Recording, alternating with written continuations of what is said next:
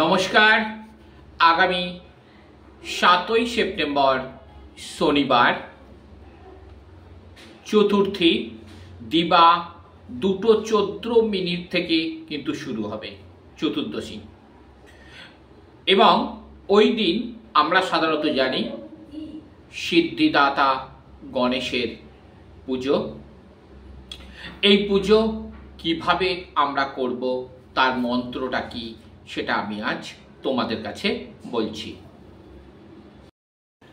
গণেশের ধ্যান কিভাবে করবে?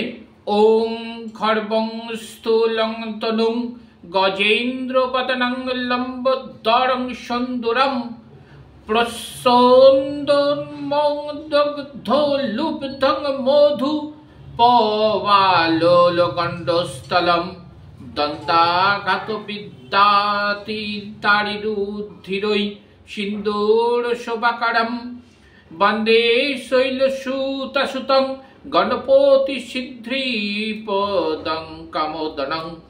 ওং গাঙ্গীশায় নমঃ। ওং গাঙ্গীশায় নমঃ। ওং অজ্ঞানতিমিরঞ্জস্য জ্ঞানাঞ্জনশলাকয়া চক্ষুর্লিমিतं येन तस्मै श्री गुरवे नमः। गुरु ब्रह्मा गुरु विष्णु गुरुदेव महेश्वर गुरुरेव परमं तस्मै श्री गुरवे नमः। श्री चैतन्य मनोभीष्टं स्थापितं येन भूतले स्वयं रूपकादमज्जं ददाति स्वप्नदान्तिकं। वन्देऽहं श्रीगुरु श्रीयुतपद्मकमलं श्रीगुरो वैष्णवांश्च श्रीरूपसाग्रजातं सहगण रघुनाथस्थितं तं सञ्जीवं साद्वैतं सावधूतं परिजनसहितं कृष्ण चैतन्य देवं श्रीराधाकृष्णपादं सहगण ललितविशाखान्वितांश्च। हे कृष्ण करुणा सिंधु दीनबंधु जगतपते गोपेश गोपिका कांत राधा कांत नमस्तुते। तप्त कांच गौरांगी राधे कृष्ण बृंदावनेश्वरी वृषभानुसुते देवी प्रणमामि हरि प्रिये। आज आमी তোমাদের কাছে গীতার 71 নম্বর যে শ্লোকটা আছে সেই শ্লোকটা আমি তোমাদের কাছে পড়ে শোনাচ্ছি। বিহাই কামান য সর্বান পুমাশ্চরতি নিস্পৃহ নির্মম নিরঙ্কারাং শান্তি মোধিগচ্ছতি। যে ব্যক্তি সমস্ত কামনা বাসনা পরিত্যাগ করে জড় বিষয়ের প্রতি নিষ্পৃহ নিরহংকার মমত্ববোধ রহিত হয়ে বিচরণ করেন, তিনি প্রকৃত শান্তি লাভ করেন। তাহলে গীতায় বলেছে যে কিভাবে তুমি তোমার জীবনে শান্তি লাভ করবে, সেটা 71 নম্বর শ্লোকে কিন্তু শ্রীকৃষ্ণ বলে গেছেন। নিষ্কাম হওয়ার অর্থ হচ্ছে নিজের ইন্দ্রিয় তৃপ্তির জন্য কোনো কিছু কামনা না করা। পক্ষান্তরে ভগবান শ্রীকৃষ্ণকে সেবা করার কামনাই হচ্ছে নিষ্কামনা। এই জড় দেহটিকে বৃথাই আমাদের প্রকৃত সত্তা বলে না ভেবে এবং জগতের কোনো কিছুর উপর বৃথা মালিকানা দাবি না করে, কি বলছে এই কথাটা বলছে ভালো করে শুনবেন। এই পৃথিবীতে তুমি যা দেখছো তার মালিক কিন্তু তুমি নও, সমস্ত কিছু মালিকই কিন্তু সেই একজনই ওপরে বসে আছেন, তুমি আমি বলে কিছুই নয়। শ্রীকৃষ্ণের নিত্য দাস রূপে নিজের যথার্থ স্বরূপ উপলব্ধি করাটাই হচ্ছে কৃষ্ণ ভাবনার পরিশুদ্ধ পর্যায়। ওই পরিশুদ্ধ পর্যায়ে যে উন্নীত হতে পারে সে বুঝতে পারে যেহেতু শ্রীকৃষ্ণ হচ্ছেন সব কিছুর অধীশ্বর, তাই তাকে সন্তুষ্ট করার জন্য কিছুই তার সেবার উপসর্গ করা উচিত। তাহলে তোমাকে জীবনে শান্তি পেতে গেলে সর্বপ্রথম তোমাকে কি করতে হবে?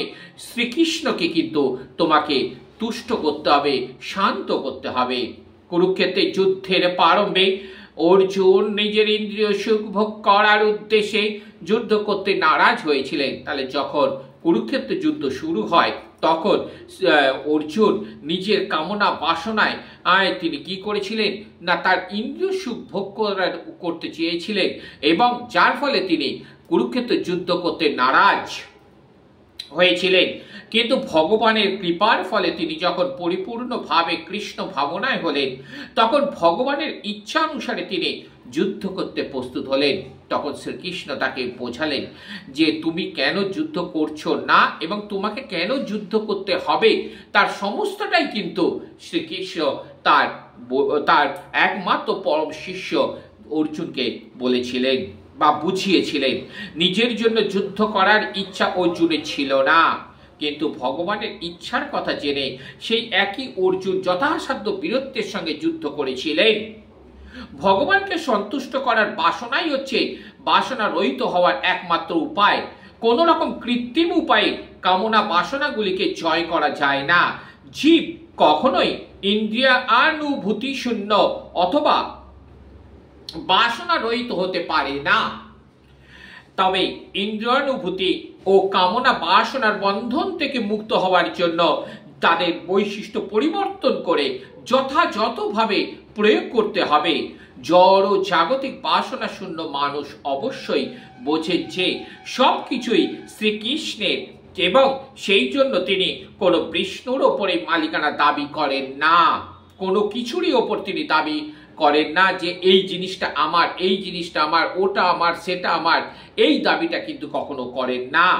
এই পরমার্থিক জ্ঞান আত্মা উপলব্ধির ওপর প্রতিষ্ঠিত, অর্থাৎ তখন যথাযথভাবে বোঝা যায় যে চিন্ময় স্বরূপে প্রত্যেকটি জীব শ্রীকৃষ্ণের নিত্য অবিচ্ছেদ্য অংশ এবং তাই জীবের নিত্য স্থিতি কখনোই শ্রীকৃষ্ণের সমকক্ষ বা তার চেয়ে বড় হতে পারে না। কৃষ্ণ ভাবনার মৃত এই সত্য উপলব্ধি করাই হচ্ছে প্রকৃত শান্তির লাভের মূল নীতি। তাহলে তোমাকে অবশ্যই বুঝতে হবে যে তোমার কাছে যেটা আছে বা যেটা নেই তার মালিকানা কিন্তু তুমি নও, সবকিছু কিন্তু কৃষ্ণের দয়ার উপরে। সুতরাং তোমার যা জিনিস আছে বা এই ধরায় তুমি যা জিনিস দেখতে পাচ্ছ সবই কিন্তু ওই একই জনই ওপরে বসে আছেন, তিনি হচ্ছেন স্বয়ং কৃষ্ণ। কৃষ্ণের ইচ্ছাতে কিন্তু সবকিছু সম্ভব হয়ে থাকে। তস্মাৎ সর্বেতু কালেষু মামনুসরং যুদ্ধশ্চ মজ্জবীর্তো বুদ্ধিমান বৈষম্য সংশয়।